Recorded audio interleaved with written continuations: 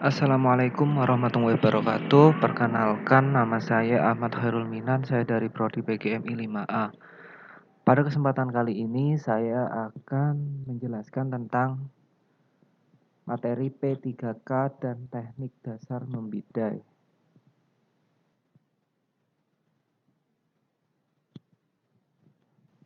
Di tabel menu kali ini ada petunjuk dan materi. Sebelum kita masuk ke materi, lebih dulu kita masuk ke bagian petunjuk untuk mengetahui langkah-langkah untuk menuju ke materi.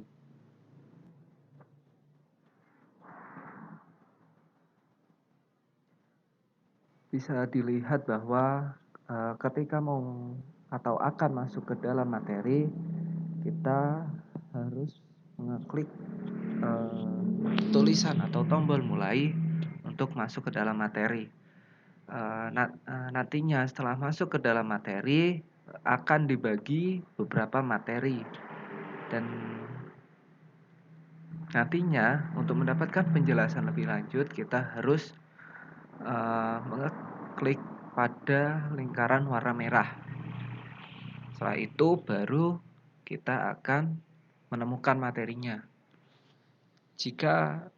Selanjutnya jika kita ingin lanjut ke materi berikutnya, maka kita harus mengeklik warna biru di bagian pojok bawah untuk halaman berikutnya. Jika untuk ke halaman sebelumnya, kita mengeklik tombol warna merah di bagian pojok. Oke, setelah itu selanjutnya kita masuk ke materi.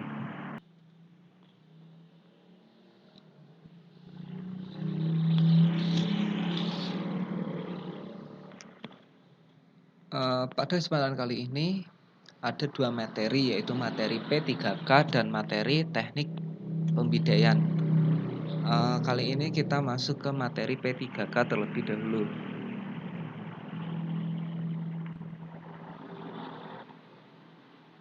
Apa aja sih yang harus dilakukan menggunakan P3K? Kita klik mulai.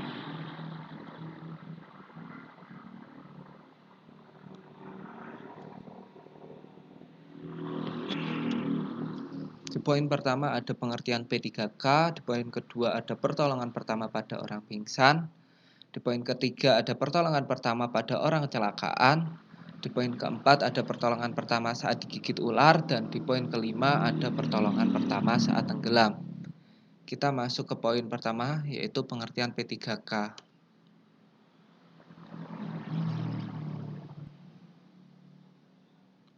Pertolongan pertama pada kecelakaan atau P3K adalah upaya penting yang harus dilakukan untuk menyelamatkan nyawa seseorang yang sedang mengalami kecelakaan.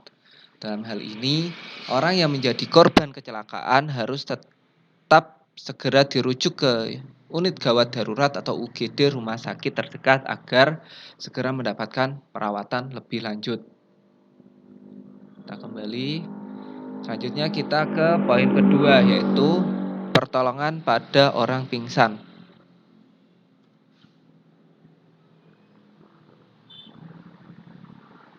Pertolongan pada orang pingsan menggunakan atau ada beberapa cara. Cara yang pertama yaitu menggunakan cara 3A, yaitu aman bagi penolong, aman bagi yang ditolong, dan aman bagi lingkungan. Yang kedua, setelah itu ketika sudah aman, kita membaringkan tubuh korban. Setelah itu kita naikkan posisi kaki korban lebih tinggi dari kepala agar oksigen dapat masuk ke kepala. Tujuannya yaitu agar korban cepat sadar. Selain itu juga dibantu dengan aroma-aroma sejenis minyak kayu putih untuk membantu agar mempercepat korban sadar. Oke, selanjutnya kita ke poin ketiga, yaitu pertolongan pertama pada orang kecelakaan menggunakan RJP.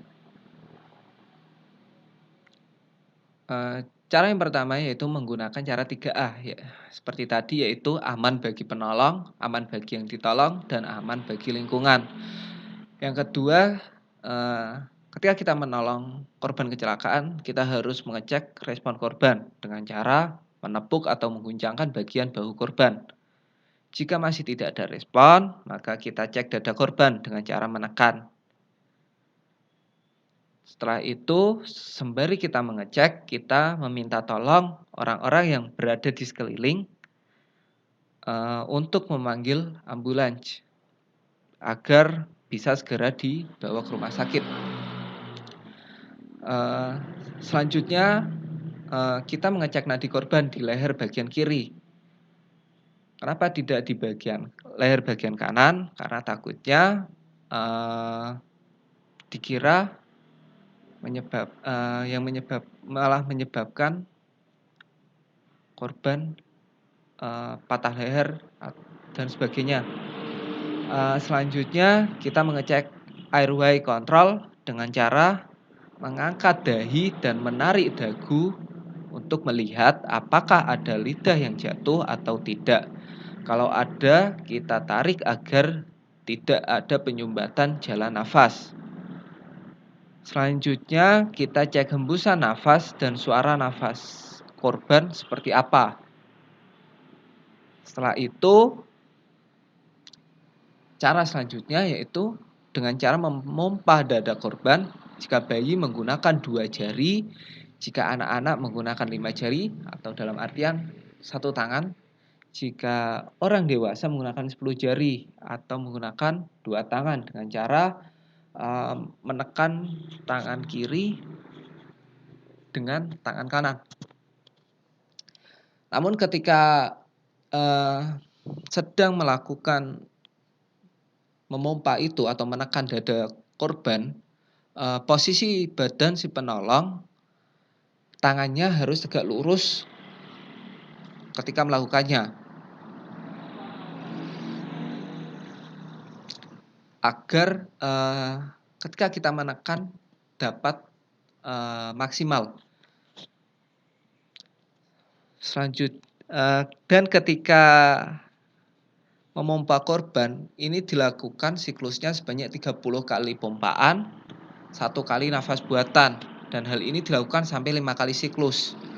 Berarti ya lumayan banyak. Selanjutnya kita kembali cek nadi korban. Jika masih tidak ada respon, kita kembali memompa dada korban. Oke, selanjutnya kita ke poin keempat, yaitu pertolongan pertama saat digigit ular.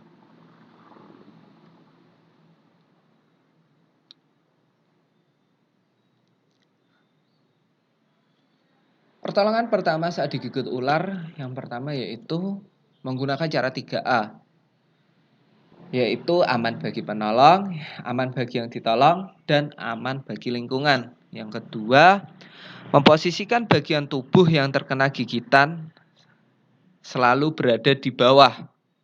Jadi tidak boleh diangkat-angkat bagian tubuh yang terkena gigitan ular atau bisa ular. Yang ketiga yaitu dilarang untuk atau jangan menggerak-gerakkan bagian tubuh agar bisa gigitan ular tersebut tidak cepat menyebar ke bagian tubuh. Setelah itu kita mengikat bagian atas luka yang terkena gigitan. Kenapa tidak di bagian yang terkena luka? Karena jika di bagian yang terkena luka, maka secara tidak langsung bisa tersebut jika ditekan maka akan menyebar. Maka sebab itu lebih baik mengikatnya di bagian atas luka agar untuk menahan agar bisa tersebut tidak cepat menyebar ke atas atau ke bagian tubuh lainnya. Selanjutnya yaitu setelah itu memberikan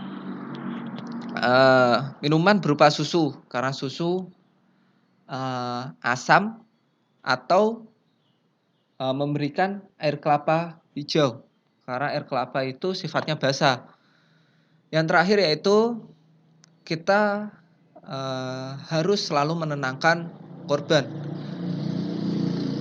karena jika si korban panik, maka kerja jantung si korban akan semakin cepat, dan itu kemungkinan bisa membuat penyebaran bisa lebih cepat. Selanjutnya kita ke poin kelima, yaitu pertolongan pertama saat tenggelam.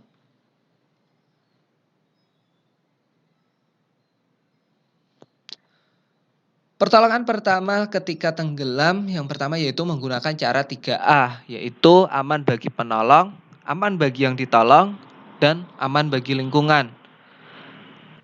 Ada beberapa teknik pertolongan yang digunakan. Yang pertama yaitu reach, yaitu bantuan pertolongan menggunakan cara menjangkau atau menarik korban, yaitu bisa menggunakan kayu, bambu, dan sejenisnya.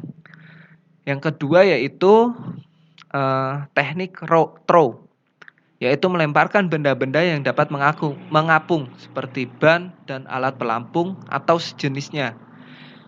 Yang ketiga yaitu menggunakan teknik row, yaitu mendekati korban dengan cara menggunakan papan selancar, kano, atau perahu karet. Selanjutnya yaitu menggunakan teknik go, yaitu menolong korban dengan cara si penolong berenang langsung mendekati korban, karena tidak adanya kapal kecil atau alat yang bisa digunakan. Teknik yang terakhir yaitu tow atau carry, yaitu membawa korban ke daratan atau kapal.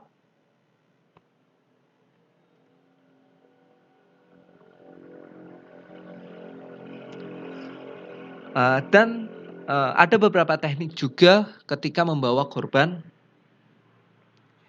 Ada teknik pistol, teknik double chin carry, ada teknik tarikan kepala, ada tarikan lengan, tarikan dada, tarikan bahu, tit swimmer tone atau carry, ada defend dan and release, ada arm block, ada leg block, ada rear head hold, front head hold.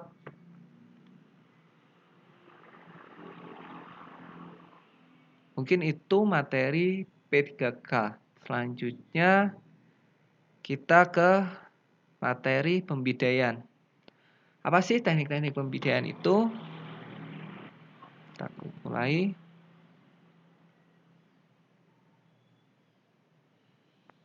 Di poin pertama ada pengertian membidai. Di poin kedua ada membidai luka di kepala bagian dahi. Di poin ketiga ada membidai luka di kepala bagian temporal. Di poin keempat ada membidai luka di kepala bagian mata. Di poin kelima ada membidai luka di kepala bagian dagu. Dan di poin keenam ada membidai luka di bagian siku. Langsung saja kita ke poin pertama, yaitu pengertian membidai.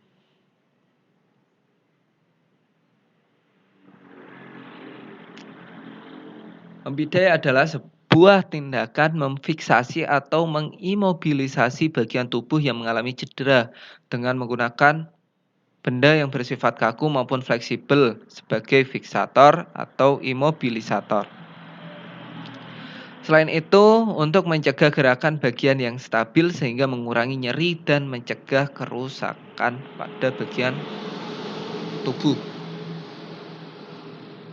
Oke, selanjutnya kita ke poin kedua, yaitu membidai luka di kepala bagian dahi.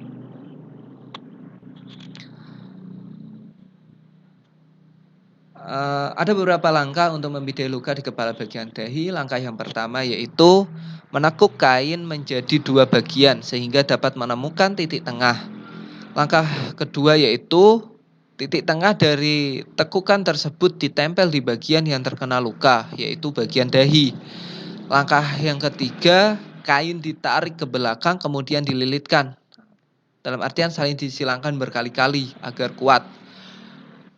Langkah yang keempat atau langkah yang terakhir yaitu kain kembali diarahkan ke depan dan setelah itu diikat pas di atas luka menggunakan simpul 8 agar ikatan tersebut bisa menekan luka yang sedang dialami korban. Selanjutnya poin yang ketiga yaitu membidai luka di kepala bagian temporal.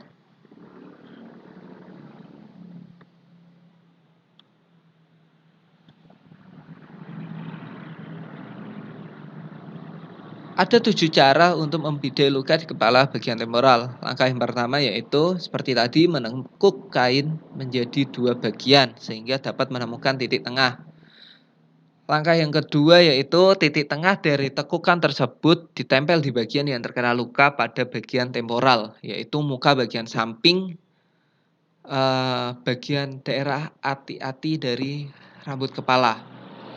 Langkah yang ketiga yaitu ujung kain yang satu ditarik ke atas menempel ke bagian kepala. Begitupun dengan ujung kain satunya ditarik ke bawah menempel dagu. Langkah yang keempat yaitu ujung kain yang bawah ditarik ke atas melewati belakang kuping. Langkah yang kelima, keduanya disilangkan di atas kuping agar tidak mudah copot. Langkah yang keenam, satu ujungnya ditarik ke depan melewati dahi dan yang ujung satunya ditarik ke belakang. Langkah yang ketujuh, kedua ujungnya bertemu di atas titik luka dan diikat di atas titik luka tersebut. Selanjutnya, membidai luka di kepala bagian mata.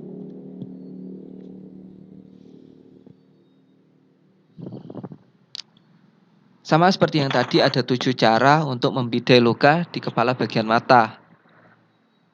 Langkah yang pertama yaitu menekuk kain menjadi 2 bagian sehingga dapat menentukan titik tengah. Langkah yang kedua, titik tengah dari tekukan tersebut ditempel di bagian yang terkena luka, yaitu bagian mata.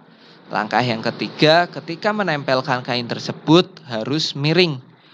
Langkah yang keempat, menarik kedua ujung kain tersebut ke bagian belakang kepala. Langkah kelima, melilit kedua ujung tersebut atau saling disilangkan berkali-kali agar kuat. Langkah keenam, kedua ujung kain kembali ditarik ke depan akan tetapi dengan arah horizontal, bukan miring. Langkah ketujuh, ikat kedua ujung kain akan tetapi tidak boleh di atas bagian mata. Selanjutnya kita ke poin yang kelima, membidai luka di kepala bagian dagu.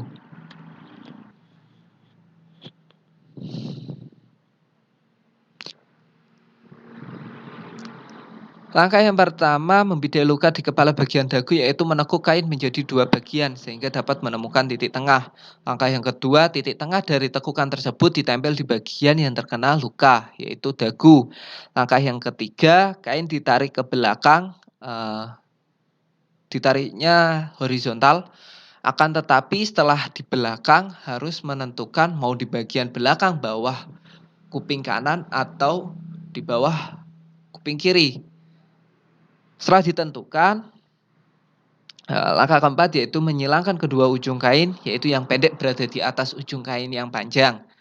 Langkah kelima, kain ditarik secara vertikal, yang kain ujungnya pendek berada di atas kepala melewati belakang kuping dan ujung yang panjang melewati dagu bagian bawah.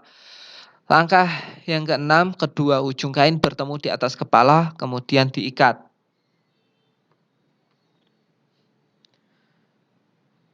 Poin keenam yaitu membidai luka di bagian siku.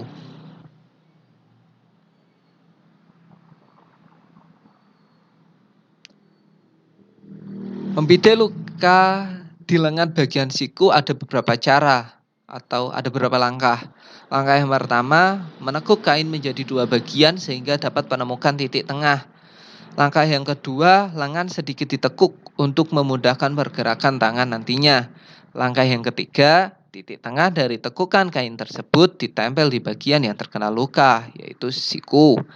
Langkah yang keempat, arahkan kedua ujung kain tersebut ke depan, kemudian diputar ya, satu diarahkan ke atas dan yang satu ke bawah. Langkah kelima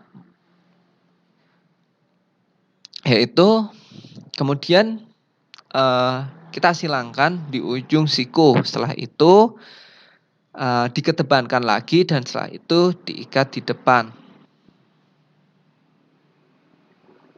Kembali ya. Terima kasih atas perhatiannya. Mohon maaf apabila materi yang saya sampaikan ada yang kurang tepat. Kurang lebihnya mohon maaf. Wabillahi taufiq wal hidayah. Wassalamualaikum warahmatullahi wabarakatuh.